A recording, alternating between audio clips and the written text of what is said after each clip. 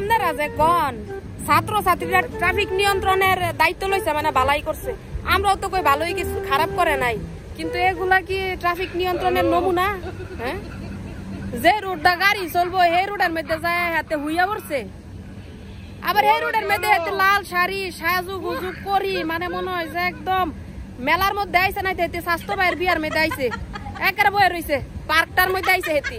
এটি কি ট্রাফিক নিয়ন্ত্রণের নমুনা? ও কই যে কিরে ফাড়া, সেটা কি তোর বাড়ি পাইছস? তোর বাড়ির খাটটা পাইছস সামনে যে হুইয়া পড়ছস? আর তোরে কই নাকি সামনে কি কয় রমণী কয় বেডি করে বেটা করে কি কয় জানি না, হেডি রে দেখছস যেন ডং দেখাইতাছস রাস্তার মাঝখানে বইয়া থাকিয়া। এটি কোন ধরনের ট্রাফিক নিয়ন্ত্রণ ভাই?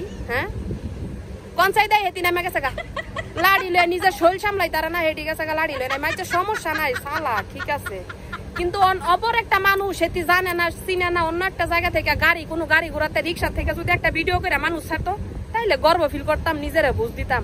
এতে করে পার্সোনাল একজন ক্যামেরাম্যানই রাখা লয়, আমি এমন এমন করবো আর তোরা ভিডিও করবে, এটা আবার আমি ছাড়বো। মানে দেশ প্রেমিকুলির করে দেশ প্রেমিকুলিরা যেই কাম করবো বেড়ারা সেই কাম করতেছে হেতিরা, এটা তো কাম না ভাই।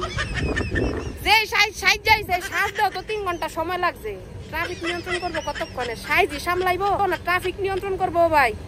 হ্যাঁ, চিন্তা করেন সে মানে কি কইতাম এগুলারে, আমরাই কোন আর কিছু কইতাম না, আমি যাই গা।